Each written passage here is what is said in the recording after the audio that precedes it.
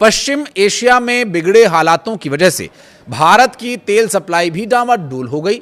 कच्चा तेल भारत की इस वक्त की सबसे बड़ी जरूरत बन गया। ऐसे में वॉशिंगटन की तरफ से एक बड़ा ऑफर आया। अमेरिकी विदेश मंत्री मार्को रूबियो ने मीडिया के सामने आकर एक ऐलान कर दिया कि भारत को जितना तेल चाहिए अमेरिका देने को तैयार है।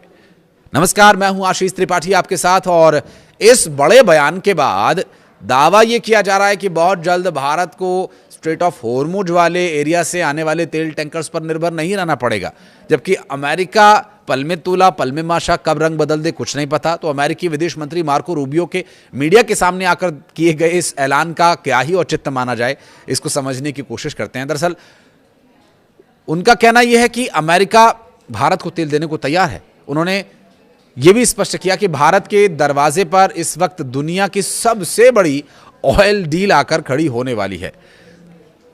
इंटरनेशनल मार्केट में तेल की सप्लाई को लेकर मची हाहाकार के बीच अमेरिकी विदेश मंत्री मार्को रूबियो का एक बड़ा बयान सामने आया। पत्रकारों से बातचीत के दौरान रूबियो ने यह कहा साफ लफ्जों में कि भारत को जितनी एनर्जी, जितना तेल चाहिए, हम उन्हें उतना तेल बेचने को तैयार हैं। रूबियो ने आगे कहा कि इस वक्त अमेरिका का तेल उत्पादन और एक्सपोर्ट अपने इतिहास के सबसे ऊंचे स्तर पर है। यही तो वो चाहते थे, स्ट्रेट ऑफ होर्मुज बंद हो तो वो अपना तेल बेचें। यानी अमेरिका के पास तेल का भंडार है और वो इसका सबसे बड़ा हिस्सा अपने सबसे भरोसेमंद दोस्त होने का दावा करने वाले भारत को देना चाहता है। दावा अमेरिका का है, भारत का नहीं। भारत तो सबके साथ एक समान है, दोस्त वो भारत को कहते हैं।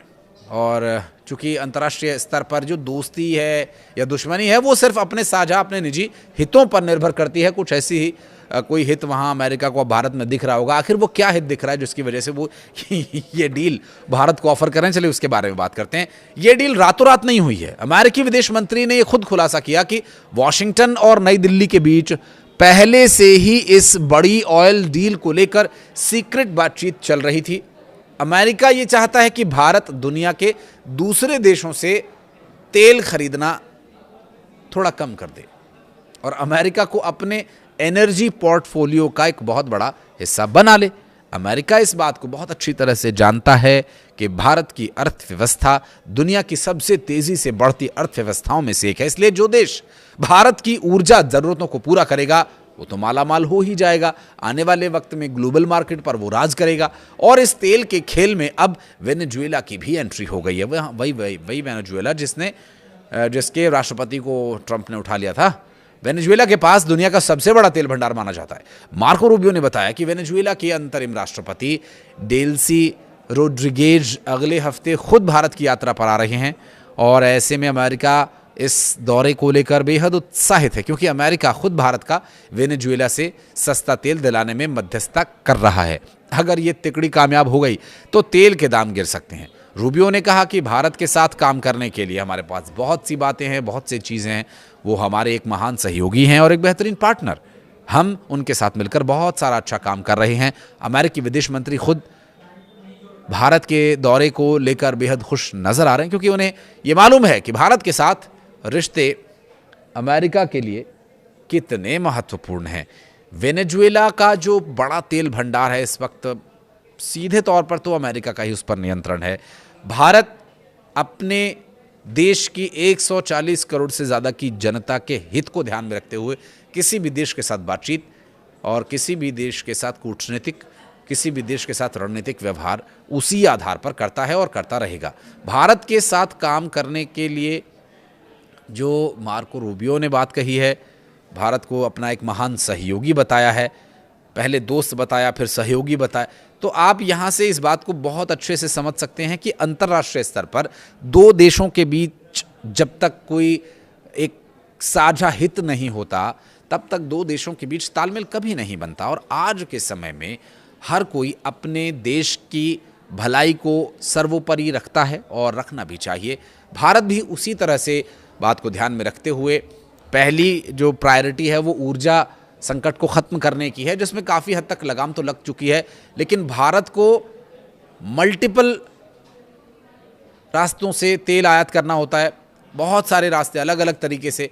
कुछ भारत में प्रोडक्शन होता है, कुछ खाड़ी देशों से मंगाया जाता है, कुछ यूरोपीय देशों से, कुछ रूस से, कुछ अमेरिका से। तो अब अमेरिका चूंकि पहले तो रूस को लेकर के अमेरिका थोड़ा नाराज़ था, फिर बाद में वो टैरिफ वैरिफ हटा करके सब कुछ नॉर्मल कर दिया गया, लेकिन अब एक बार फिर से अमेरिका की ओर से ये दावा करना कि हम भारत को तेल देने के लिए तैयार हैं, जता रहा है, ये बता रहा है कि अमेरिका की पूंछ दबी हुई है और इस वक्त वो भारत के साथ बहुत अच्छी दोस्ती और बहुत ही सहयोगी पार्टनर के तौर पर अपनी भूमिका निभाने की कोशिश कर रहा है। उसके पीछे जाहिर है एक जो ईरान के साथ चल रहा युद्ध तो है ही है, लेकिन दूसरी तरफ ये है कि स्ट्रेट ऑफ हॉर्मुज से अब जब रास्ता खुलने की संभावना है तो एक बार फिर अमेरिका की जो तेल को लेकर के नीति है कि हम तेल बेचें, हम ज़्यादा से ज़्यादा तेल के कुओं पर कब्जा करें और पूरी दुनिया में जितनी भी तेल की प्रोडक्शन हो रही है उस पर सारे पे लगभग, उनकी कोशिश तो है कि सारे पे हो, लेकिन अभी फिलहाल ज़्यादा से ज़्यादा उनका ही कब्जा रहे, जैसे कि वेनेजुएला पर उन्होंने किया और वेनेजुएला के राष्ट्रपति को रातों रात उठा लिया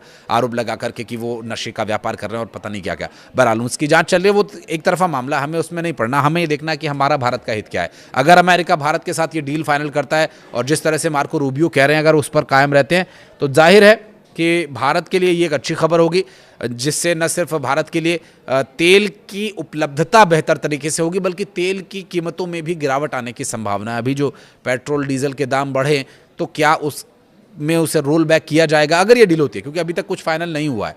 ये सिर्फ मार्को रूबियो को मीडिया को दिया गया बयान और मीडिया में दिया गया बयान और उस पर अमल करना, ये दो अलग अलग बातें हैं। अभी क्योंकि डोनाल्ड ट्रंप का आपको पता ही है चिर परिचित अंदाज है, पल में तोला पल में माशा, अभी महान दोस्त बता रहे हैं, अभी थोड़ी देर बाद वो क्या कहने लगे कुछ नहीं पता, तो हो सकता है टैरिफ भी लगा दें। तो अभी कुछ जब तक कोई कॉन्क्रीट डील नहीं हो जाती तब तक कुछ भी कहना इस बारे में थोड़ा जल्दबाजी होगा, लेकिन हम किसी जल्दी में किसी जल्दबाजी में नहीं हैं। हम विस्तार पूर्वक इसी तरह से आपके पास रिपोर्ट्स लेकर आते रहेंगे और इस पूरे वीडियो के बारे में आप ज़रूर अपनी राय कमेंट सेक्शन में दीजिएगा कि क्या भारत जो कि अपने ऊर्जा की जो आवश्यकता है उसे पूरा करने के लिए अमेरिका के साथ यदि हाथ मिलाता है तो ये भारत के लिए फ़ायदे का सौदा होगा या नहीं होगा।